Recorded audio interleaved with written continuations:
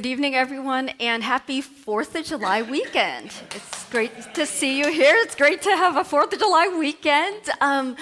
And I commented to someone recently that Kansas City, I'm still relatively new to the area. Kansas City has a lot of these amazing outdoor activities, fun for the whole family kind of thing. And so Victor, Shane, and I got to attend, it's called Blooms and Booms at Powell Gardens for the very first time just yesterday. And so we went out there and we had this amazing meditative time in the chapel. And how amazing it was that Victor stood up in the middle of it with other people in there and started singing in like a foreign language. It was amazing. The vibration of the place, it was buzzing and everyone was silenced. And so it was a really special time. And we went out there, though, in order to hear Mark Thies play in his Zydeco band. And I'm going to say Mark's name a few times now because I feel like, bass players like Mark, don't always get that recognition. And so, yeah. So I want to say that I didn't know, not only does he play in the Zydeco band, but just a few weeks ago, BCR is this local amazing band with this huge following, and Mark's a player in that band. We went out and we had this wonderful time dancing, music, and Mark also has a recording studio, and this is where Victor recorded his 2 CDs. So lo and behold, I know there's a lot to this man. You just kind of see him behind the scenes here, behind the bass. But yeah, I wanted to share about that. And we had an amazing time, so the 4 of us yesterday. And even though I had a great time, I have to admit that probably I don't talk a lot here about my family out in California. But yesterday, for some reason in particular, seeing a lot of the families out there enjoying the fireworks display about to be set up, I started to miss my family. Yeah, my dad especially. I remember that when we were kids, when I was a little girl, I'm still kind of little, but not a girl. When I was a little girl, we used to hop into our Toyota Corolla station wagon, or Toyota station wagon. In the back, in the illegal part, 5 kids and my dad, with all of us playing band in the back, and we'd drive down to the San Clemente Pier. I grew up in Southern California, and we would park our car at this angle and look out over the Pacific Ocean and watch the fireworks. Yeah, it was amazing. And I remember, my dad also had this childlike sense of wonder about, a lot of the simplest things of life. So I remember how contagious that was. My dad from this third world country, from Vietnam, who's just marveling at what America has to offer. And so I distinctly remember that Victor has that same kind of childlike wonder, as you all know, the whole very contagious and all. So yeah, I was reflecting on that yesterday. And I wanted to share that in part because many of you who are regulars here, I see a lot of new faces here today. What you do know about my family is that the bulk of my childhood was not a happy one, And so the bulk of my memories of my father and all that are actually still pretty painful for me. And so this is a very special treasure I have, these rare memories where we were really happy. And without getting into specifics about why, I was someone who really struggled in my family of origin. I certainly didn't feel like I fit in. And there was another piece to it that I was reflecting on this week as I was reflecting on divine will and the power of will, which is that as in a typical Asian family, very traditional Asian family, parents are God. Parents say something, and that's gospel. That's the rule. That's the dictate. And all of my siblings, I have 4 siblings, all of my siblings were like, Nhien, don't make waves. They were very much about compliance with whatever my parents said. But oh no, not me. You know, the daily word today is obedience. And that was definitely not my word in childhood. My word, according to my mother, was willful.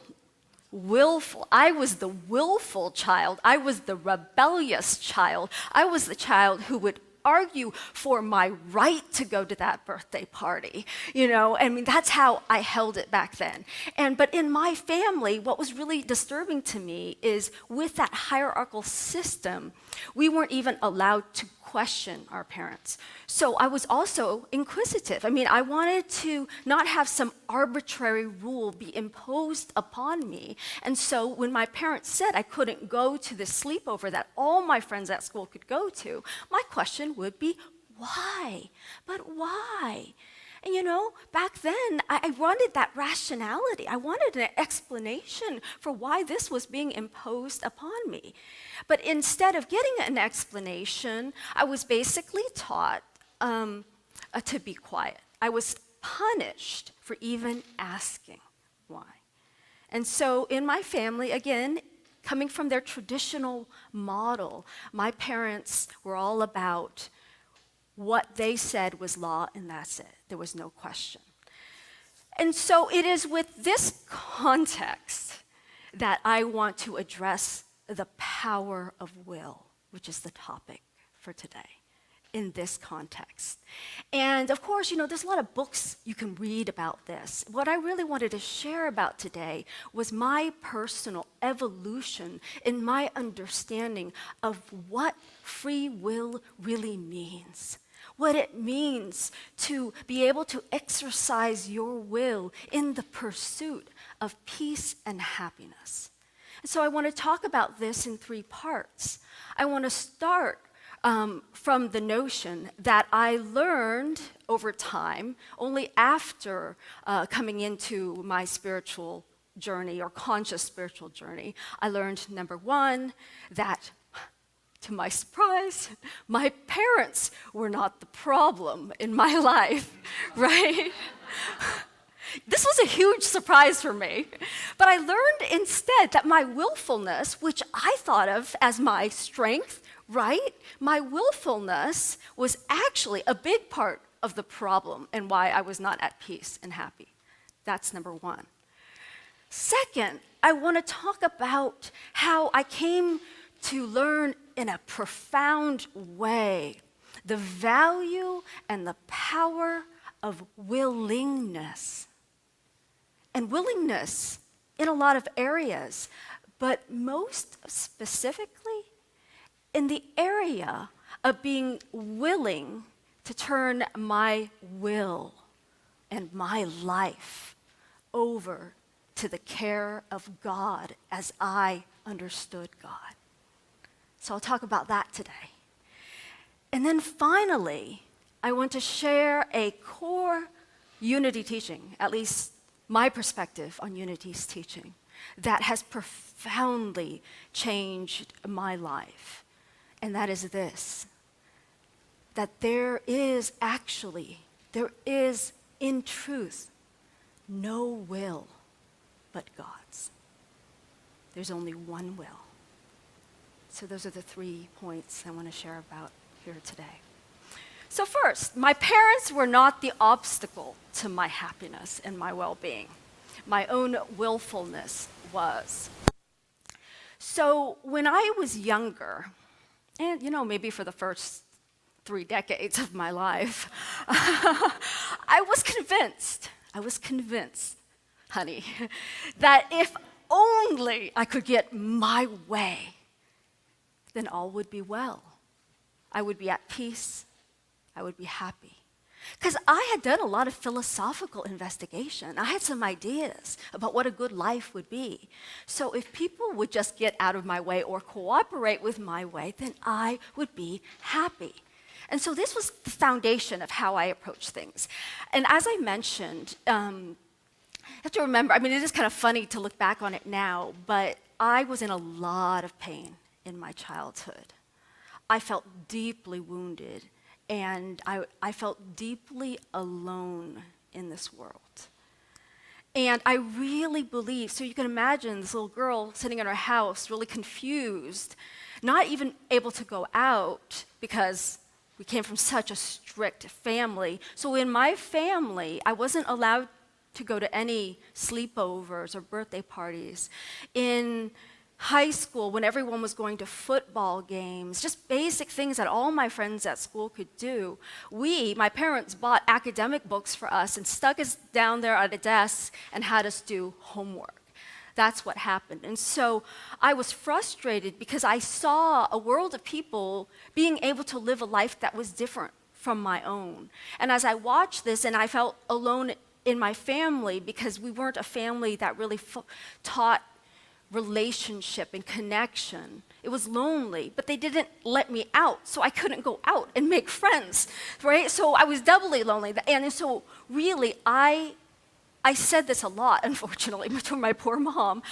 I would say, this is a prison, you know?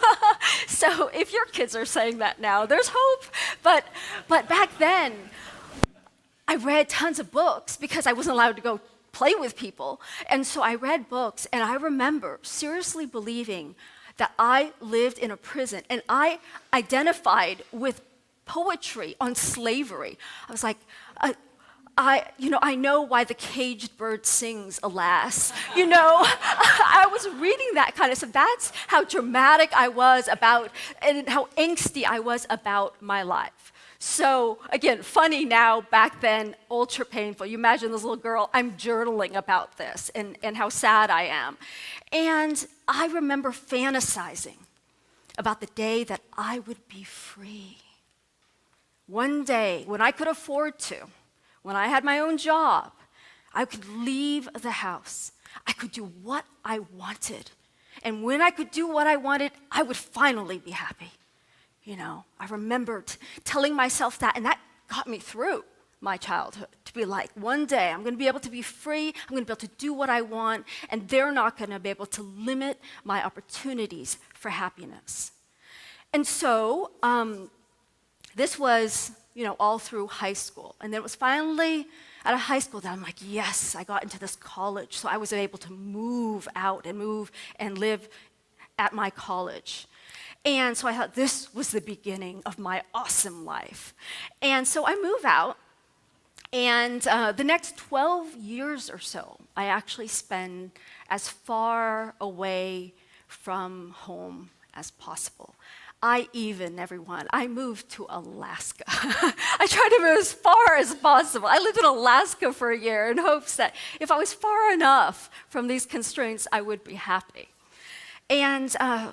But far from living free, as you might imagine, I came, after about 12 years of being away from my family, I came to realize that far from living free and peaceful and happy, I had come to a place where I was living from multiple compulsions and addictions, the opposite of a free life.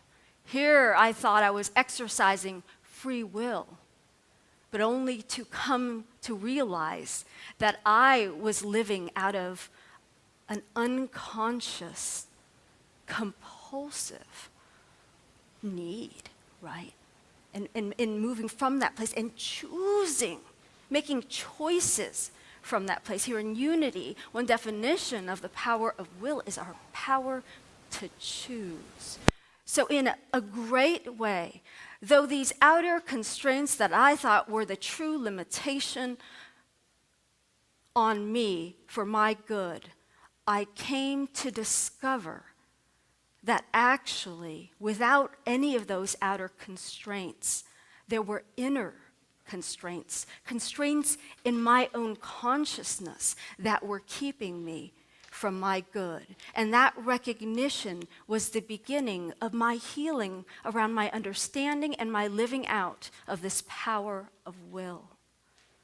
So, I want to say that though my family story might be extreme for some of you, I know for others of you, it's not at all extreme, and that you've come from an even more intense background of struggle, and conflict, and even abuse. But what I want to invite us to do here today is consider that no matter what your exact circumstance, that we all, in some way, still maybe even today, think of outer circumstances in a way that feels like it's confining our expression of free will, and thus our pursuit, our ability to pursue peace and happiness in our lives. And one way we can look at it is this: our language. Are we saying, I have to go to work? My boss made me do that. My spouse demands that I do this, so I must. And so in what ways do each of us, even now, historically, but maybe even now, look at life circumstances as a way of seeing someone else's will as imposing, conflicting with our own will? Do we believe that? Do we think our happiness or joy is limited because of someone else's decision, desire, or choice? And sometimes it doesn't even seem like another person. We don't blame the outer circumstances in the sense of, oh, that person's making me do this, but we might blame the universe, God, perhaps, to say, wow, when we have something happen to us that doesn't feel like what we wanted to happen, such as someone making their transition, losing someone we love, right?